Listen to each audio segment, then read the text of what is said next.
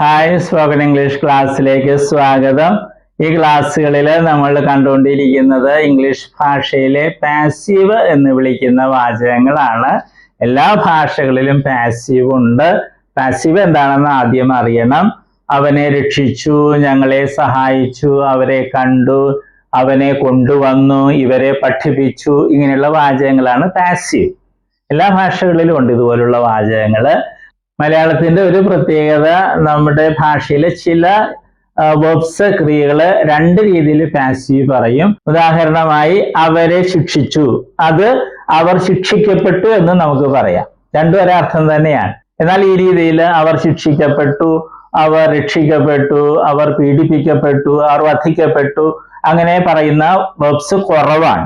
കൂടുതലും നമ്മൾ പറയുന്നത് അവരെ സഹായിച്ചു, അവരെ കൊണ്ടുവന്നു, അവരെ പഠിപ്പിച്ചു, അവരെ കൊണ്ടുപോയി, ഈ രീതിയിലുള്ള വാചകങ്ങളാണ് കൂടുതലും പറയുന്നത്.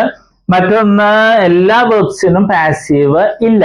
ഉദാഹരണമായി അവർ മുട്ടുകുത്തി, അവരെ മുട്ടുകുത്തി എന്ന് നമ്മൾ പറയില്ല, അവരെ മുട്ടുകുത്തിച്ചെന്ന് പറയും, അപ്പോൾ വാക്ക് മാറി. എന്നാൽ അവർ സഹായിച്ചു, അവരെ സഹായിച്ചു, അത് നമുക്ക് പറയാൻ പറ്റും. എല്ലാ വെർബ്സിനും, എല്ലാ ക്രിയകൾക്കും പാസീവ് ഇല്ല. ഇംഗ്ലീഷിൽ അതുപോലെ തന്നെയാണ്, എല്ലാ വെർബ്സിനും പാസീവ് ഇല്ല. ഈ ക്ലാസ്സുകളിൽ നമ്മൾ കണ്ടുകൊണ്ടിരിക്കുന്നത് സിമ്പിൾ പ്രസന്റ് ടെൻസ് എന്നതിന്റെ പാസീവ് വാചകങ്ങളാണ്. ടെൻസിന്റെ പേരൊന്നും പഠിക്കേണ്ട ആവശ്യമില്ല, പക്ഷെ ഇതിന്റെ ഉപയോഗം നമ്മൾ അറിയണം. നേരത്തെ നമ്മൾ പഠിച്ചിട്ടുണ്ട്, ഞങ്ങൾ എഴുതാറുണ്ട്, അവർ എഴുതാറുണ്ട്, അതാണ് ഈ ടെൻസ്. അതിന്റെ പാസീവ് ആണ് ഇപ്പോൾ കാണുന്നത്.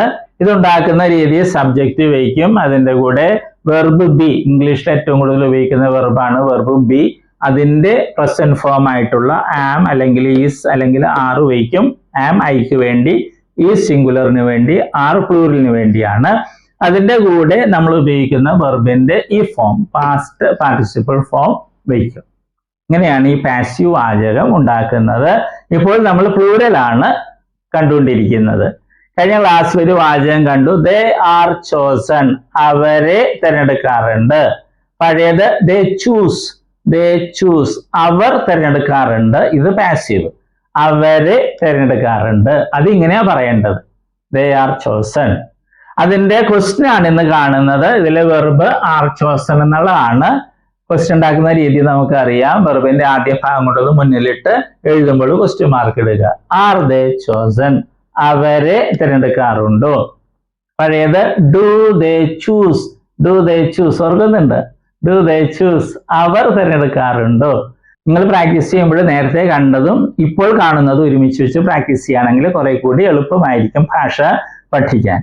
ഓക്കെ, ഇവിടെ വി, യു, ദേ ഇതെല്ലാം പ്ലൂറലാ, അതുകൊണ്ടാണ് ആർ വയ്ക്കുന്നത്. ആർ പ്ലൂറലിന് വേണ്ടിയുള്ളതാണ്, ഈസ് ആണ് സിംഗുലറിന് വേണ്ടി.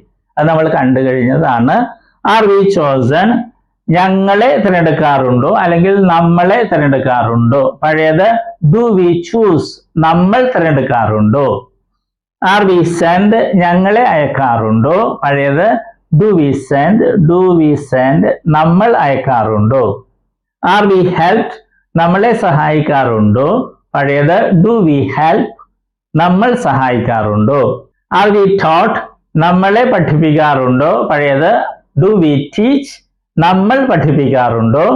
ആർ വി ടോൾഡ്, ഇത് ശ്രദ്ധിക്കണം, നമ്മളോട് അല്ലെങ്കിൽ ഞങ്ങളോട് പറയാറുണ്ടോ. പഴയത് ഡു വി ടെൽ, ഞങ്ങൾ പറയാറുണ്ടോ. ആർ വി ആസ്ക്ഡ്, ഞങ്ങളോട് ചോദിക്കാറുണ്ടോ. പഴയത് ഡു വി ആസ്ക്, ഞങ്ങൾ ചോദിക്കാറുണ്ടോ. അതുപോലെ യു, ആർ യു ചോസൺ, നിന്നെ തിരഞ്ഞെടുക്കാറുണ്ടോ. പഴയത് do you choose, do you choose, നീ തിരഞ്ഞെടുക്കാറുണ്ടോ. ആർ യു സെൻഡ്, നിന്നെ അയക്കാറുണ്ടോ. പഴയത് ഡു യു സെൻഡ്, നീ അയക്കാറുണ്ടോ. ഈ രീതിയിൽ പ്രാക്ടീസ് ചെയ്യുക. ആർ ദേ ചോസൺ, അവരെ തിരഞ്ഞെടുക്കാറുണ്ടോ. പഴയത് do they choose, do they choose, അവർ തിരഞ്ഞെടുക്കാറുണ്ടോ. ആർ ദേ സെൻഡ്, അവരെ അയക്കാറുണ്ടോ. ആർ ദേ ഹെൽപ്, അവരെ സഹായിക്കാറുണ്ടോ. ആർ ദേ ടോട്ട്, അവരെ പഠിപ്പിക്കാറുണ്ടോ. ആർ ദേ ടോൾഡ്, അവരോട് പറയാറുണ്ടോ. ആർ ദേ ആസ്ക്ഡ്, അവരോട് ചോദിക്കാറുണ്ടോ. ഈ രീതിയിൽ പ്രാക്ടീസ് ചെയ്യണം. ഈ വാചകം നോക്കുക, ആർ ദേ ടോൾഡ്, അവരോട് പറയാറുണ്ടോ. To clean the room, room clean ചെയ്യാൻ, റൂം ക്ലീൻ ചെയ്യാൻ അവരോട് പറയാറുണ്ടോ. എങ്ങനെ ചോദിക്കും ഇംഗ്ലീഷിൽ? Are they told to clean the room. നന്നായി പഠിക്കുവാൻ അവരോട് പറയാറുണ്ടോ? Are they told to study well? അവരുടെ മാതാപിതാക്കളെ സഹായിക്കുവാൻ അവരോട് പറയാറുണ്ടോ? അവരുടെ മാതാപിതാക്കളെ സഹായിക്കുവാൻ അവരോട് പറയാറുണ്ടോ? Are they told to help their parents? Are they told to help their parents? ഈ രീതിയിലൊക്കെ നിങ്ങൾ പ്രാക്ടീസ് ചെയ്യണം. എല്ലാ ക്ലാസ്സിലും പറയുന്നത് പോലെ പ്രാക്ടീസ് ചെയ്താലേ ഇത് പഠിക്കാൻ പറ്റുകയുള്ളൂ. പ്രാക്ടീസ് ചെയ്യേണ്ട രീതി അറിയാം. രണ്ടുപേരും ഒരുമിച്ചിരുന്ന് ഒരാൾ മലയാളം, അതിന്റെ ഇംഗ്ലീഷ് മറ്റേയാൾ, ഓരോ വാചകവും 10 പ്രാവശ്യമെങ്കിലും പറയണം. Malayalam English, Malayalam English. രണ്ടുപേരും ഒരുമിച്ചാണെങ്കിൽ തെറ്റുപറ്റിയാൽ തിരുത്താൻ പറ്റും, പിന്നെ ബോറടിക്കുകയില്ല. ഓക്കെ, ഇനി വെബ്സിന്റെ ലിസ്റ്റ് ഉണ്ട്. ലാസ്റ്റും കുറച്ച് വെബ്സ് പഠിക്കണം, പുതിയ വെബ്സും പഠിക്കുക. അതുപോലെ പുതിയ ഇംഗ്ലീഷ് വാക്കുകൾ, എത്രത്തോളം വാക്കുകൾ അറിയാവുന്നവോ അത്രയ്ക്കും മനോഹരമായിരിക്കും നമ്മുടെ ഇംഗ്ലീഷ്.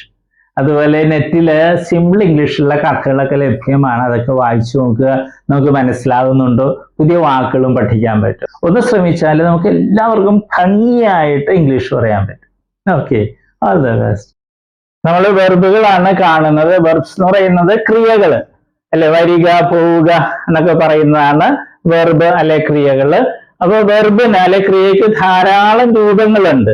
ഉദാഹരണമായിട്ട് മലയാളത്തിൽ എഴുതുക എന്ന ക്രിയ അല്ലെങ്കിൽ വെർബ് എടുക്കുക, അങ്ങനെ ഒത്തിരി രൂപങ്ങൾ. എഴുതുക, എഴുതും, എഴുതുകയാണ്, എഴുതിയിട്ടുണ്ടായിരുന്നു, എഴുതുവാൻ, എഴുതുമായിരുന്നു, എഴുതണമായിരുന്നു, അങ്ങനെയൊക്കെ ധാരാളം രൂപങ്ങൾ മലയാളത്തിലുണ്ട്. അതുപോലെ ഇംഗ്ലീഷിലുണ്ട് ധാരാളം ഫോംസ്, രൂപങ്ങളുണ്ട്. അതിൽ 4 എണ്ണമാണ് ഇംഗ്ലീഷിലെ ഏറ്റവും പ്രധാനപ്പെട്ട രൂപങ്ങൾ. അതേതൊക്കെയാണ്? ഫോം എന്ന് വെച്ചാൽ രൂപം. Base form, present form, past form, past participle form. ഈ 4 രൂപങ്ങളാണ് ഏറ്റവും പ്രധാനപ്പെട്ടത്. കാരണം ഇംഗ്ലീഷില് എല്ലാ ടെൻസ് എന്ന് പറയുന്നത് അത് മറ്റൊക്കെ ഉണ്ടാക്കുന്നത് ഈ 4 എണ്ണത്തില് ഏതെങ്കിലുമൊക്കെ ഉപയോഗിച്ചാണ് ടെൻസും മറ്റും ഉണ്ടാക്കുന്നത്. അപ്പൊ ഈ 4 എണ്ണം അറിഞ്ഞിരിക്കണം, എങ്കിലേ ഇംഗ്ലീഷ് സംസാരിക്കാനും എഴുതാനൊക്കെ സാധിക്കുകയുള്ളൂ.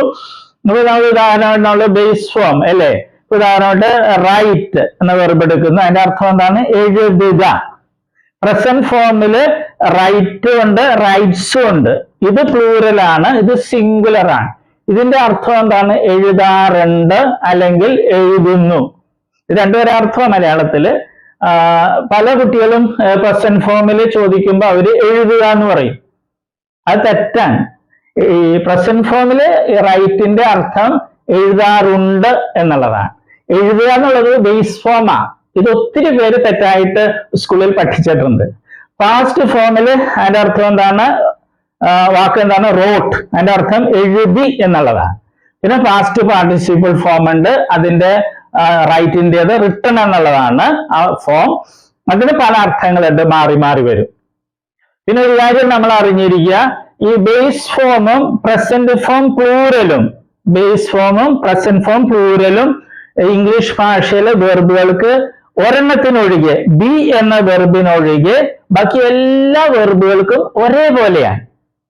സ്പെല്ലിങ്ങും ഉച്ചാരണമൊക്കെ ഒരേപോലെ തന്നെയാണ്. ഏത്? ബേസ് ഫോമും പ്രസന്റ് ഫോം പ്ലൂറലും.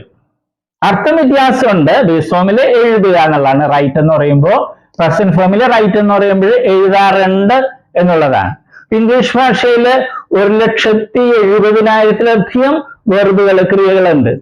അപ്പൊ അതില് ഈ വെർബ് ഒഴിച്ച്, ബി എന്നൊരു വെർബുണ്ട് ഇംഗ്ലീഷില്, അത് ഒഴിച്ച് ബാക്കി എല്ലാ വെർബുകളുടെയും ബേസ് ഫോമും പ്രസന്റ് ഫോം പ്ലൂറലും ഒരേപോലെ, ഒരേ സ്പെല്ലിംഗ്, ഒരേ ഉച്ചാരണം.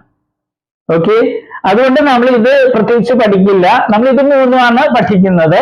അത് നമ്മൾ സ്കൂളിൽ പഠിച്ചിട്ടുണ്ട് അല്ലെ. Come, came, come, go, went, gone, അത് തന്നെ സാധനം. പിന്നെ നേരത്തെ ഒരു കാര്യവും കൂടി, ഇംഗ്ലീഷിൽ നേരത്തെ പറഞ്ഞു 1,70,000 വെർബ്സ് ഉണ്ട്. അതിൽ ഭൂരിഭാഗം വെർബുകളുടെയും ഈ പാസ്റ്റ് ഫോമും പാസ്റ്റ് പാർട്ടിസിപ്പിൾ ഫോമും ഉണ്ടാക്കുന്നത് ഈ പ്രസന്റ് ഫോമിന്റെ കൂടെ ഡി അല്ലെങ്കിൽ ഇ ഡി എന്ന് കൂട്ടിച്ചേർത്താണ്. ഒരിക്കൽ കൂടി പറയട്ടെ, ഇംഗ്ലീഷ് ഭാഷയിലെ ഒട്ടുമിക്ക വെർബുകളുടെയും പാസ്റ്റ് ഫോമും പാസ്റ്റ് പാർട്ടിസിപ്പിൾ ഫോമും ഉണ്ടാക്കുന്നത് ഡി അല്ലെങ്കിൽ ഇ ഡി എന്ന് പ്രസന്റ് ഫോമിന്റെ ഈ പ്ലൂറലിനോടുകൂടെ കൂട്ടിച്ചേർത്താണ്. അല്ലാതെ കുറെ വെർബ്സ് ഉണ്ട്. അപ്പൊ പക്ഷെ അതാണ് നമുക്ക് ഒത്തിരി ഉപയോഗിക്കുന്നത്. അതിലൊരു ഒരെണ്ണമാണ് ഇത്, റൈറ്റ്, റോട്ട്, റിട്ടൺ. ഇത് മൂന്ന് രീതിയാണ്. റൈറ്റ് ഇത് വേറെ രീതി, റോട്ട് ഇത് റിട്ടൺ. ഓക്കെ, അപ്പൊ നമ്മൾ ഇത് 3 പഠിക്കുകയുള്ളൂ. നേരത്തെ പറഞ്ഞതുപോലെ ഇത് പ്രത്യേകിച്ച് പഠിക്കേണ്ട കാര്യമില്ല, ബേസ് അർത്ഥം അറിഞ്ഞിരുന്നാൽ മതി. ഓക്കെ, ഇപ്പൊ കമ്മിന്റെ അർത്ഥം എന്ന് പറഞ്ഞാൽ വരിക. ബേസ് ഫോമിൽ കം എന്ന് പറഞ്ഞാൽ വരിക എന്നായിരിക്കും. പ്രസന്റ് ഫോമിൽ വരാറുണ്ട് എന്നായിരിക്കും അർത്ഥം. ഉച്ചാരണവും സ്പെല്ലിങ്ങും ഒന്ന് തന്നെ ആയിരിക്കും. അപ്പൊ നമ്മളിത് 3 സ്കൂളിൽ നമ്മൾ പഠിച്ചിട്ടുണ്ട്. അത് ശരിയായിട്ടൊന്ന് മനസ്സിലാക്കണമെന്നേ ഉള്ളൂ. നമ്മളൊരു 16 ലിസ്റ്റ് വെർബുകൾ ഉണ്ടാക്കിയിട്ടുണ്ട്. ഏറ്റവും കൂടുതൽ ഉപയോഗിക്കുന്ന വെർബ്സ് ആണ് ഇടിയും ചേർത്തതും ഉണ്ട്, പിന്നെ പ്രത്യേകതയുള്ള വെർബ്സും ഉണ്ട്. അത് നമ്മൾ പഠിക്കണം. നമ്മൾ ഇന്ന് വെർബിന്റെ ലിസ്റ്റുകളിൽ 4ാമത്തെ ലിസ്റ്റാണ് എടുക്കുന്നത്. 4 forms: base form, present form, past form, past participle form. English ഏറ്റവും പ്രധാനപ്പെട്ട 4 ഫോംസ് ആണെന്ന് നമുക്കറിയാം. ഉപയോഗിച്ചാണ് ഇംഗ്ലീഷ് എല്ലാ ടെൻസുകളും മറ്റും ഉണ്ടാക്കുന്നത്. ഇവ അറിയാതെ ഇംഗ്ലീഷ് പഠിക്കാൻ പറ്റത്തില്ല. അപ്പോൾ നമ്മൾ പ്രസന്റ് ഫോമും പാസ്റ്റ് ഫോമും പാസ്റ്റ് പാർട്ടിസിപ്പിൾ ഫോമും ആയിരിക്കും പഠിക്കുക. ബേസ് ഫോം പ്രത്യേകിച്ച് പഠിക്കേണ്ട കാര്യമില്ല, കാരണം ബേസ് ഫോമും പ്രസന്റ് ഫോമിന്റെ പ്ലൂറലും ഒരേപോലെ ഇരിക്കുകയാണ്. ഉച്ചാരണം, സ്പെല്ലിങ്, അർത്ഥം വ്യത്യാസമുണ്ട്. അത് നമ്മൾ മനസ്സിൽ സൂക്ഷിക്കുക. പിന്നെ പ്രസന്റ് ഫോമില് പ്ലൂറലും ഉണ്ട്, സിംഗുലറും ഉണ്ട്. അത് നമ്മൾ മനസ്സിൽ സൂക്ഷിക്കുക. അപ്പൊ ഞാൻ വായിക്കുകയാണ്. Get, got, got, lose, lost, lost, shoot, shot, shot, sit, sat, sat, spit, spat, spat, shine, shone, shone, win, won, won, stand, stood, stood, understand, understood, understood. അപ്പൊ ഈ വെർബുകളുടെ പ്രത്യേകതകൾ നമ്മൾ കാണുന്നുണ്ട്. ഡി എന്നോ ഇ ഡി എന്നോ കൂട്ടിച്ചേർത്തല്ല പാസ്റ്റ് ഫോമും past participle ഫോമും ഉണ്ടാക്കുന്നത്. ഇത് നിങ്ങൾ പഠിച്ചിരിക്കുന്നത്. ഇനിയുള്ള വെർബ്സ് ഒക്കെ ഒന്നില്ലെങ്കിൽ ഡി എന്ന് ചേർക്കും, അല്ലെങ്കിൽ ഇ ഡി എന്ന് ചേർക്കും. എന്തിനോട് കൂടെ? പ്രസന്റ് ഫോം പ്ലൂറലിന്റെ കൂടെ. അങ്ങനെയാണ് പാസ്റ്റ് ഫോമും പാസ്റ്റ് പാർട്ടിസിപ്പിൾ ഫോമും ഉണ്ടാക്കുന്നത്. ആ വെർബ്സ് ഒന്ന് വായിക്കുകയാണ്. Announce, announced, announced, fear, feared, feared, obey, obeyed, obeyed, love, loved, loved, laugh, laughed, laughed, lie, lied, lied, live, lived, lived, ignore, ignored, ignored, improve, improved, improved, knock, knocked, knocked, offer, offered, offered, play, played, played, pray, prayed, prayed, prove, proved, proved, protect, protected, protected, punish, punished, punished, receive, received, received, save, saved, saved, smile, smiled, smiled, walk, walked, walked. അപ്പൊ ഇത് ഇംഗ്ലീഷിലെ ഏറ്റവും കൂടുതൽ ഉപയോഗിക്കുന്ന വാക്കുകളാണ് ഇവയെല്ലാം. അപ്പൊ ഈ വെർബുകൾ പഠിച്ചിരിക്കണം.